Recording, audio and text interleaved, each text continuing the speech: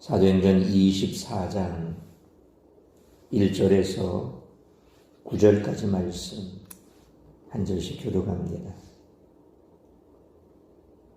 닷새 후에 대제사장 아나니아가 어떤 장로들과 한 변호사 더둘로와 함께 내려와서 총독 앞에서 바울을 고발하니라. 펠릭스가 하여 우리가 당신을 힘입어 태평을 드리고 또 이 민족이 당신의 선견으로 말미암아 여러 가지로 개선된 것을 우리가 어느 모양으로나 어느 곳에서나 크게 감사하나이다.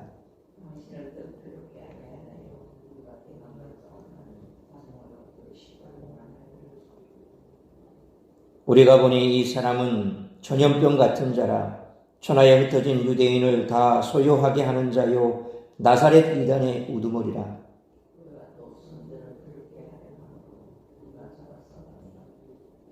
당신이 친히 그를 신문하시면 우리가 고발하는 이 모든 일을 아실 수 있나이다 하니 유대인들도 이에 참가하여 이 말이 옳다 주장하니라.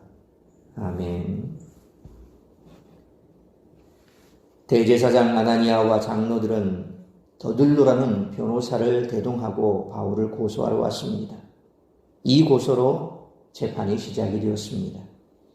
이 재판은 속주 형사 사건의 한 예로 볼 수 있습니다. 여기서 바울은 세 번째 변증을 합니다.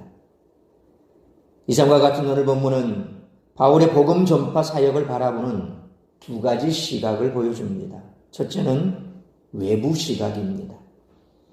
반역의 움직임을 내포한 패스트라는 것입니다.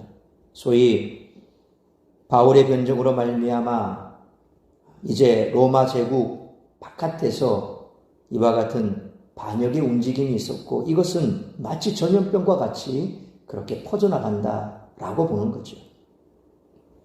유대인들은 더둘로를 앞세워 바울을 로마 제국 내 디아스포라 유대인을 선동하는 자로 몰아세우려고 합니다.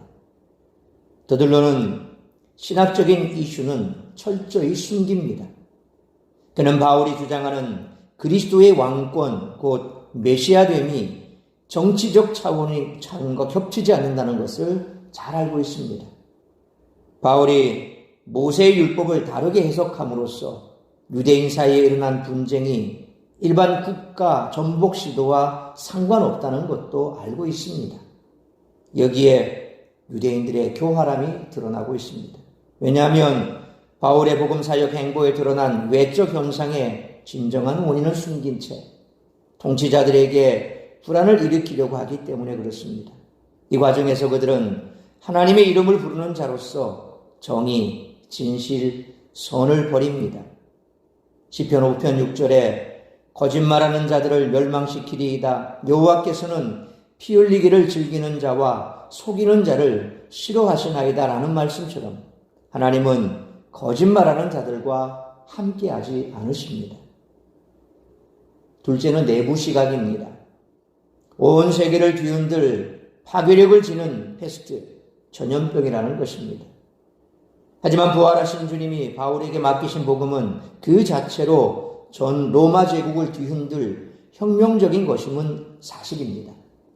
유대인 최고 법정도 사도들 안에 있는 복음을 대적하지 못했습니다. 6장 7절 말씀처럼 복음은 예루살렘 일반인들뿐만 아니라 제사장의 무리도 정복했으며 17장 34절 말씀처럼 철학의 도시 아테네의 중심부 관리 곧 아레오바고 관리 디오누시오에게도 이르렀고 17장부터 18장 말씀처럼 마게도냐와 아가야를 정복했고 19장 10절 말씀처럼 아시아에 사는 모든 헬라인과 유대인이 하나님의 말씀을 들었다고 사도행전은 말씀하고 있습니다. 더둘로의 말대로 로마 제국 내 모든 유대인을 일어나게 했습니다. 반역이 아니라 율법의 지배에서 침잠했던 영혼을 깨우고 진리를 보게 한 것이죠. 복음은 초월적인 실제요 영원한 가치체계입니다. 11장 21절에 주의 손이 그들과 함께 하시네 수많은 사람들이 믿고 주께 돌아오더라 라는 말씀처럼 주님은 이 복음을 전하는 자와 함께 하셨습니다.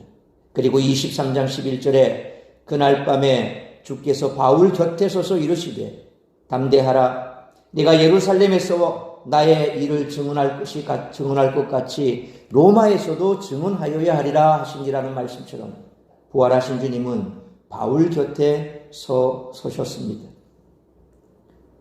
대제사장들과 유대 종교 지도자들은 온갖 모략과 권모술수로 복음을 전하는 바울을 고발했습니다.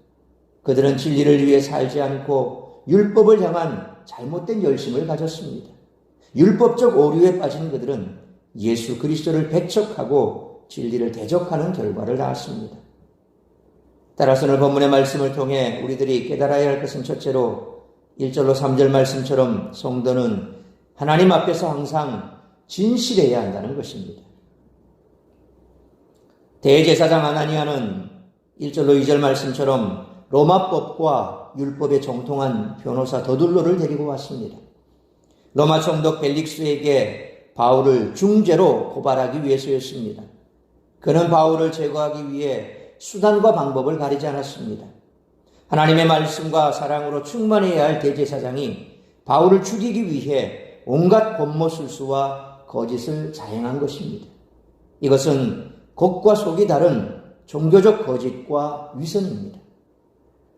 더들로는 벨릭스에게 아첨을 시작합니다. 3절 말씀처럼 벨릭스 덕분에 이스라엘이 태평을 누리고 있다고 말합니다.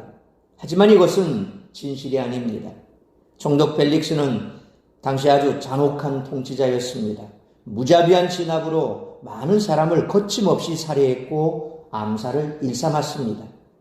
대제사장과 더들로는 이러한 사실을 이미 알고 있습니다. 하지만 이들은 벨릭스에게 아첨해 자신들이 원하는 것을 얻고자 했습니다. 율법과 법률을 다루는 사람이 자신의 양심을 속이고 거짓말을 하고 있습니다. 아첨하는 사람들은 자신들의 욕망을 이루기 위해 진실과 양심에는 관심조차 두지 않습니다. 반면 믿음으로 사는 사람들은 하나님의 말씀과 양심 앞에 진실하고 정직합니다. 진리와 양심을 외면하면 참된 그리스도인이 아닙니다. 더들로는 진실에 호소하기보다 아첨하는 말로 벨릭스의 마음을 얻고자 했습니다. 겉으로는 감사하다 말했지만 속으로는 총독 벨릭스를 싫어합니다.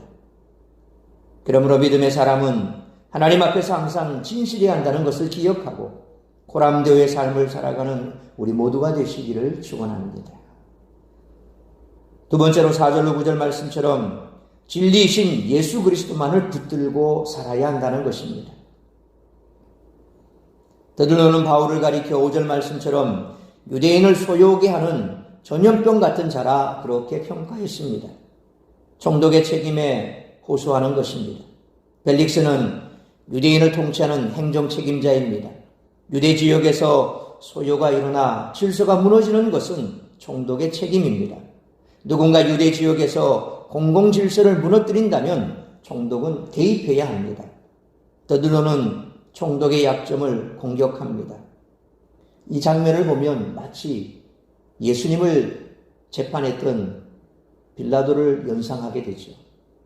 빌라도가 왜 예수님을 유대인들의 손에 넘겨줬습니까? 바로 오늘 이 장면과 똑같습니다. 그는 예수님을 신문했을 때 아무런 로마법에 저촉된다거나 또 그를 죽일 만한 십자가 사형에 처할 만한 전혀 내용을 찾지 못했습니다. 근거를 찾지 못했다는 거죠. 그래서 그가 마지막으로 머리를 짜는 게 뭡니까? 명절날에 한 사람을 사면해 주는 그런 전통을 이용해서 예수님을 놓아주려고 했습니다. 그래서 유대 사람들조차도 싫어하는 그 살인자와 예수님을 놓고 누구를 놓아줄 것이냐. 그러니까 사람들은 살인자 바나바를 놓아줘라. 예수는 십자가에 못 박아라. 도대체 이해가 되질 않죠. 그런데 대제사장들이 그리고 종교 지도자들이 빌라도를 뭐라고 옥죄입니까? 당신이 만약 예수를 놓아준다면 아마 소동이 일어날 것이다. 소위 말하면 이제 예루살렘 내에서 밀란이 일어난다는 거죠. 밀란이 일어나면 누구 책임입니까? 그 행정적인 책임을 지고 있는 빌라도 책임입니다. 그러니까 소요가 일어날 것을 두려워해서 예수님을 그냥 유대인 손에 넘겨줘 버리는 거죠. 오늘 더들로가 바로 이 총독의 약점을 쥐고 있는 겁니다. 만약 총독이 개입하지 않고 또 그냥 바울을 냅둔다면 분명 문제가 생길 거다. 그러면 당신은 문책을 당해야 된다. 이렇게 약점을 잡고 공격하는 겁니다. 사실 바울은 복음을 전한 것이지 공공질서를 깨뜨린 것이 아닙니다. 오히려 소요를 일으키고 난동을 부린 것은 복음을 반대한 유대주의자들이겠죠. 예루살렘에서 복음을 전할 때 소요를 일으킨 사람이 누굽니까? 바로 유대인들입니다. 그를 잡아서 재판도 하지 않고 죽이려고 하고 또 암살하려고 하고 가는 곳곳마다 바울을 죽이려고 했던 유대인들이 일어나서 소요를 일으켰던 거죠. 바울이 복음을 전하는 곳마다 쫓아왔던 사람들이 누굽니까? 바로 유대인들이었습니다. 1차 전도여행도 마찬가지였습니다. 1차 전도여행 때 사도 바울이 소아시아 지역에 복음을 전할 때 유대주의자들이 따라와서 가는 곳곳마다 바울을 방해하고 비시디 안디옥에서는 또 예수님을 전하는 그 바울을 쫓아내기도 하고 또 루스드라에서는 바울이 복음을 전하는 그 복음을 방해하기 위해서 또다시 내려와서 바울을 돌로 쳐서 죽이고 그러니까 가는 곳곳마다 소요를 일으킨 사람은 바울이 아니라 유대인들이었다는 거죠.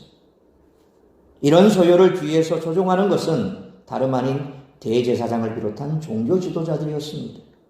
이들은 바울을 나사렛 이단의 괴수라고 정죄했습니다. 예수님은 이단이 아니라 하나님의 참된 아들이시요 인류를 구원하시는 그리스도이십니다.